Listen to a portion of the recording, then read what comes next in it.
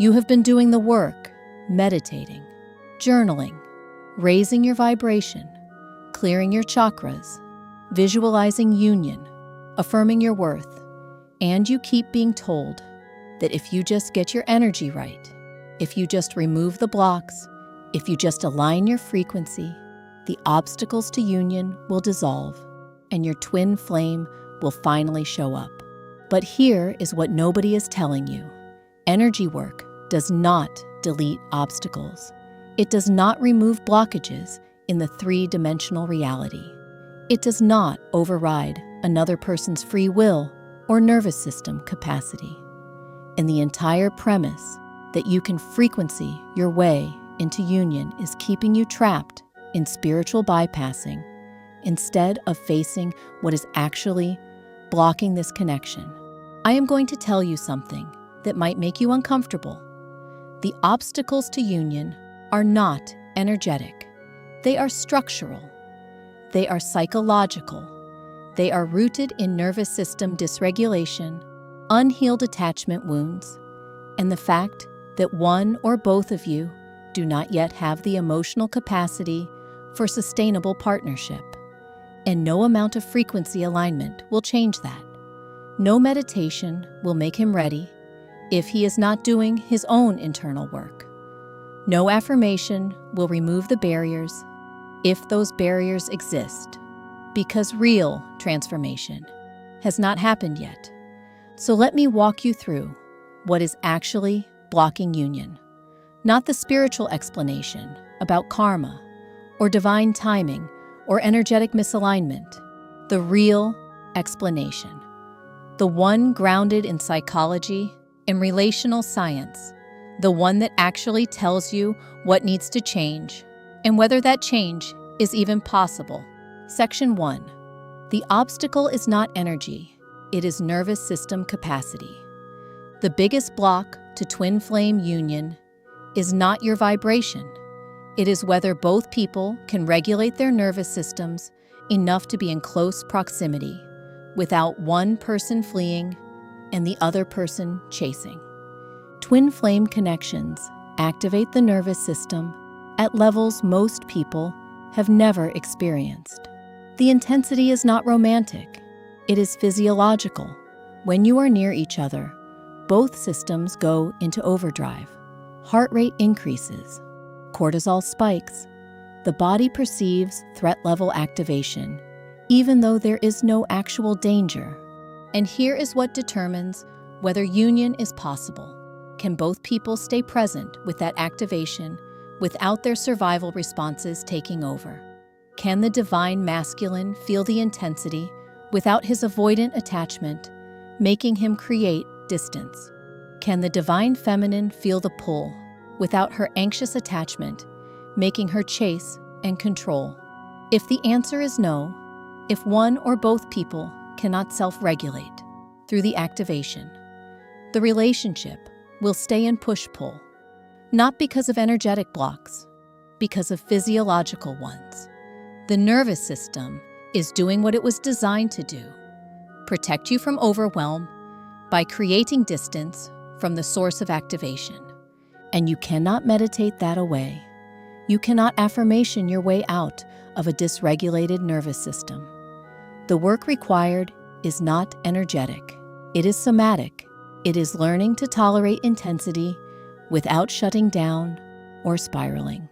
It is building capacity to stay present when every cell in your body is telling you to flee or fuse. This requires therapy. It requires nervous system regulation practices, like somatic experiencing, or EMDR, or polyvagal-informed bodywork. It requires you to stop trying to transcend your triggers and start actually processing them in your body. And until that work happens, until both people can hold their own activation without making it the other person's responsibility to manage, union will remain impossible. Not because the universe is testing you, because the relationship structure requires something neither person has built yet. Section 2. The obstacle is unintegrated trauma, not karma. The second block to union is not past life karma. It is present life trauma that has not been processed. Specifically, attachment trauma. The wounds you carry from your earliest relationships that taught you how to be in connection with others. If you learn that love equals abandonment, your system will create scenarios where you get abandoned to confirm that belief. If you learn that intimacy equals engulfment, your system will flee from closeness to protect your autonomy. If you learn that your needs do not matter, you will tolerate breadcrumbs and call it unconditional love. These are not energetic blocks. These are psychological patterns encoded in your nervous system through repeated relational experiences. And they do not dissolve through energy clearing. They dissolve through therapeutic intervention that helps you repattern how you attach. The twin flame connection does not create these wounds. It activates them. It brings them to the surface with such intensity that you can no longer ignore them. And that activation is the gift, not because it leads to union, but because it forces you to finally heal what you have been carrying. But here is where people get it wrong. They think healing the wound means the twin flame will come back. They think if they just become secure enough, awakened enough, whole enough, he will suddenly be ready. That is not how it works. Your healing does not create his readiness. Your healing creates your capacity, and your capacity determines whether you will continue accepting relational dynamics that violate your nervous system, or whether you will finally require partnership that does not cost you your peace. So yes, heal your trauma, process your wounds, do the attachment work, but do it for you, not as a strategy to manifest union. Because if union requires you to stay unhealed so he feels comfortable with your dysfunction, that is not union. That is codependence. Section 3. The obstacle is emotional immaturity, not misalignment. The third block to union is not that you are vibrating at different frequencies. It is that one or both of you do not have the emotional skills required for adult partnership. Emotional maturity means you can communicate your needs without making them demands. You can hold boundaries without punishing the other person. You can take responsibility for your emotional state instead of making someone else responsible for regulating you. You can tolerate conflict without it threatening the entire relationship. You can stay present with discomfort instead of fleeing or attacking. Most people do not have these skills, not because they are bad people, but because emotional maturity is not something you are born with. It is something you develop through intentional practice and often through therapy.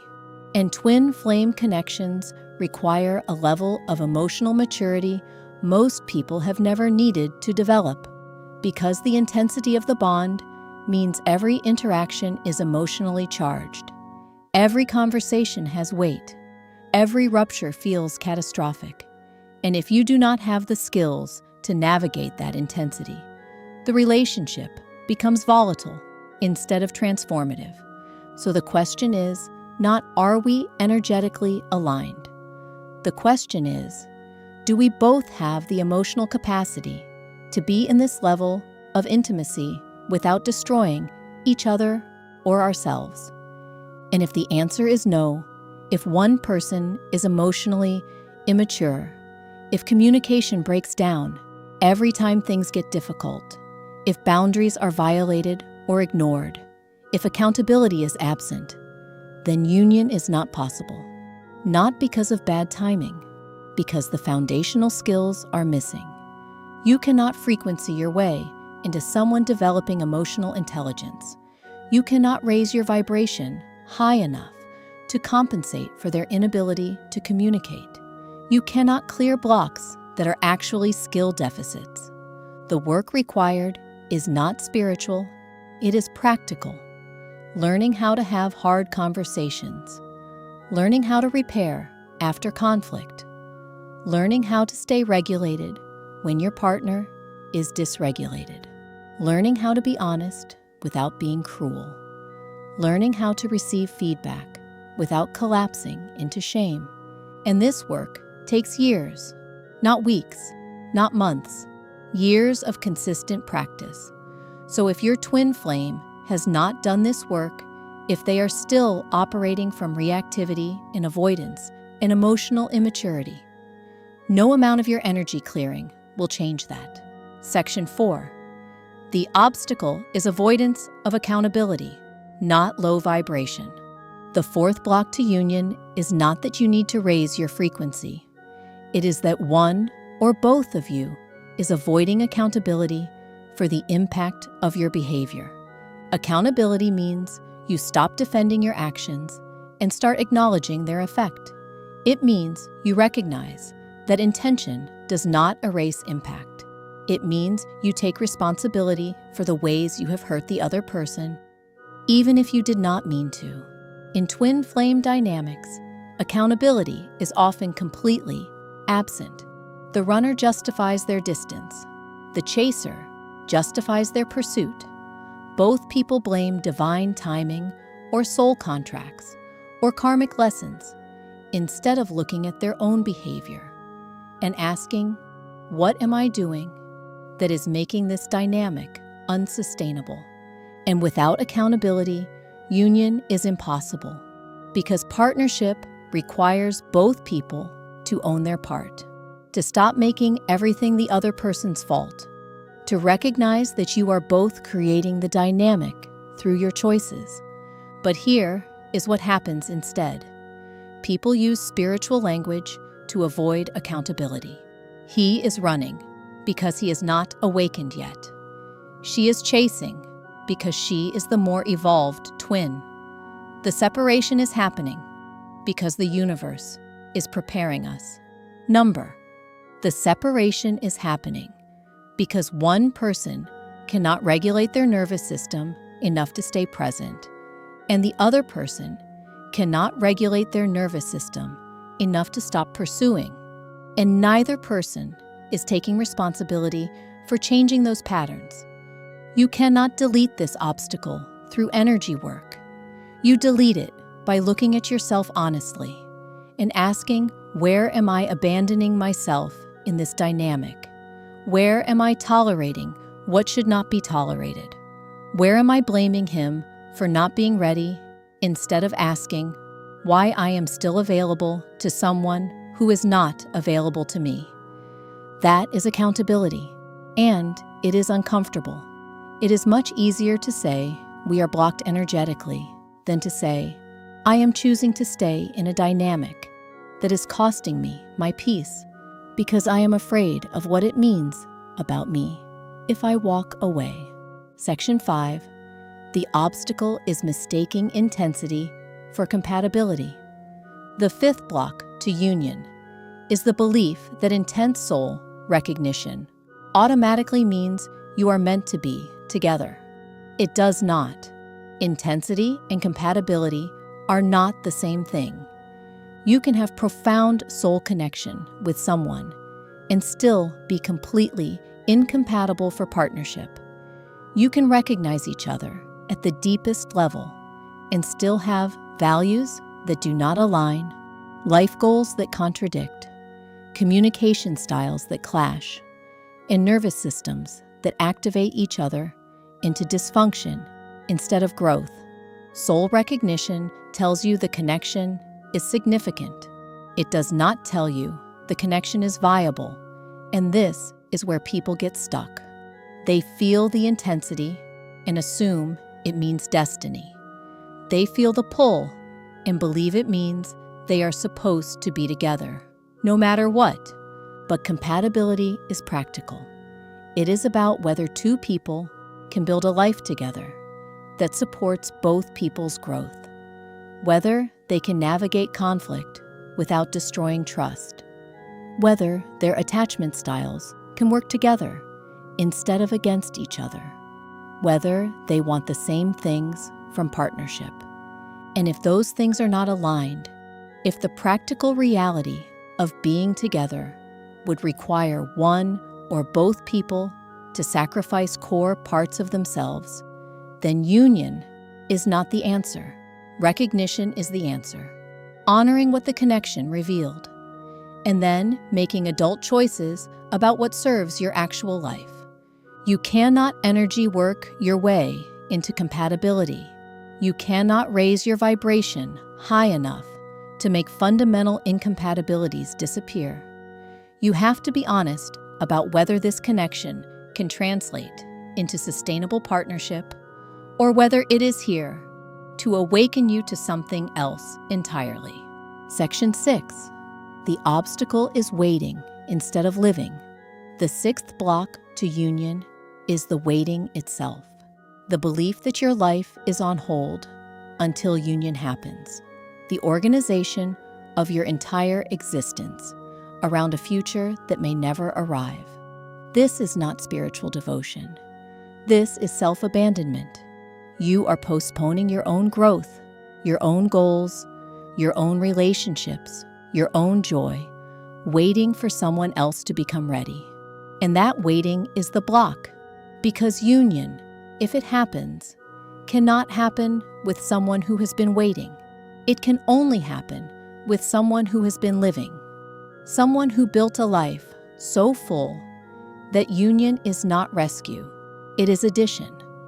Someone who develops so much internal stability that partnership is choice, not need.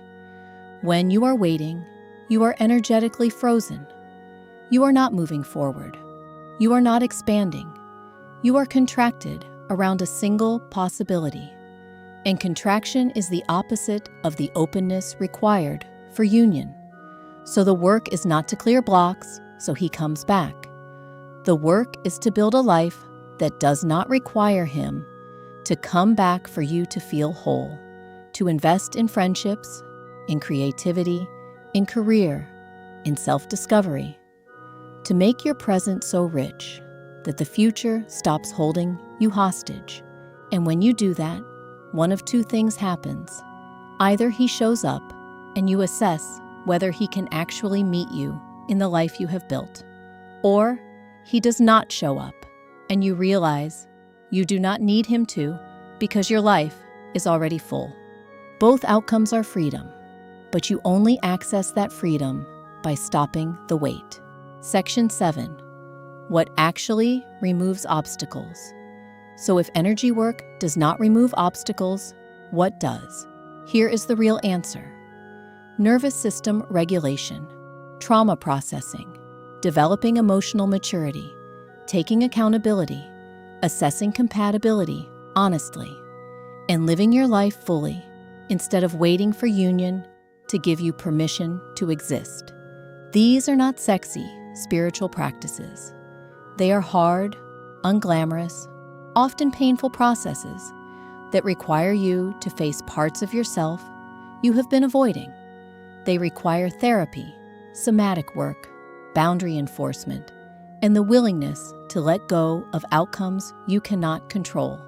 And here is what happens when you do this work. You stop needing union to feel complete. You stop measuring your worth by whether your twin flame chooses you. You stop tolerating relational dynamics that destabilize your nervous system. You start choosing yourself with the same intensity you have been choosing him. And from that place, union becomes possible, not because you cleared energetic blocks, but because you became someone capable of sustainable partnership. And if he has done the same work, if he has also built that capacity, then you meet each other as whole people, choosing connection, not as wounded people trying to complete each other.